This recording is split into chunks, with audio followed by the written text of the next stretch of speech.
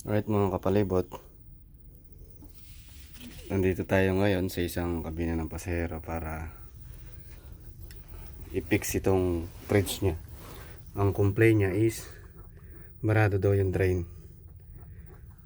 So makikita nyo mga kapalibot, ayun yung tubig, hindi bumababa.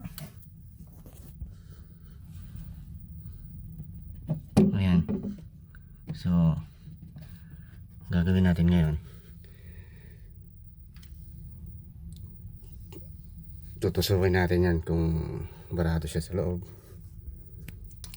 Baka may nakabara para bumaba yung tubig. So yan,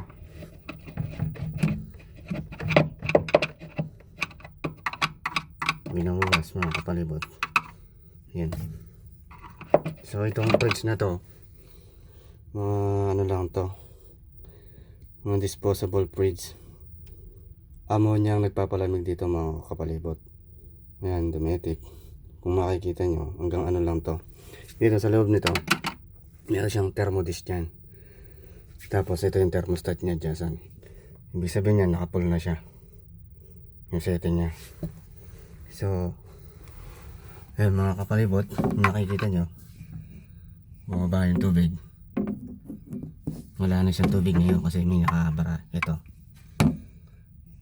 may konting barado. Ayan o, parang lumot. So ito mga kapalibot, papakita ko sa inyo ngayon yung likod nya. Ito yung condenser nya.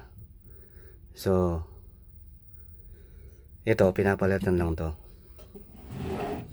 Itong box, pag okay pa, ginagawa namin, papalitan namin to. Dito mainit. Tapos ito yung accumulator nya, ammonia nasa loob nyan. So ito yung level nya, Dometic name absorption refrigerator model RH440LD.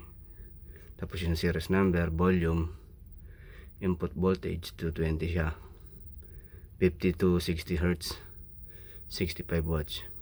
Ay yung ano niya mga kapalibot, yung refrigerant H2O.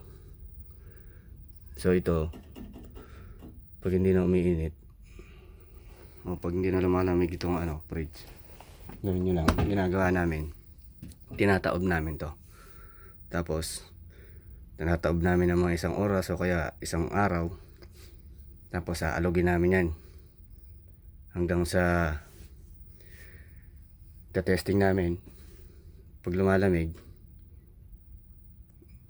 ibig sabihin okay pa yun, barado lang yung mga circulation. So makikita nyo, tsaka dito kayo mga kapalibot, yun dyan, minsan tong drainage nyo na to, yung hose dumidikit to. Isa ring causes ng ng pagbara ng drain. So iaangat mo lang ng konti yun para lumabas na yung tubig. Ito dito, nakaipit kasi ito nakapalibot, nakaipit yan. So once na napuno ng lumot dito, once na napuno ng lumot yan, yung hose nyo na yun, magbabara na siya. Yan yung hose na yan. Ito mga kapalibot, ito yan, iaangat mo lang yan. So electronics to, ito yung electronics nya mga kapalibot. Basta lagi nyo tatandaan kapag papalitan nyo ng electronics, unplug kayo, tatanggalin nyo sa saksakan. Ayan. So yung thermostat nya, minsan nasisira yun, madalas nasisira doon sa thermostat nya. Yan ay diretso siyang umikot. Yan, pipihitin ko mga kapalibot.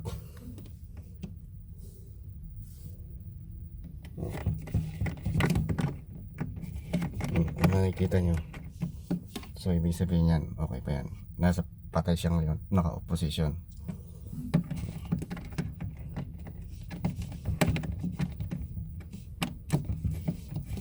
Yan. Ngayon mga kapalibot. Pag umikot siya, wala siyang parang patok. Ibig sabihin, bali na yung parang pinakapin ng ano niya, thermostat. Palitan mo na yun. Alright, mga kapalibot. Sana may natutunan kayo sa aking trabaho. At huwag niyong kalimutan mag-subscribe at i-like at i-share ang video ko para updated kayo lagi sa mga video na gagawin ko pa. Maraming salamat.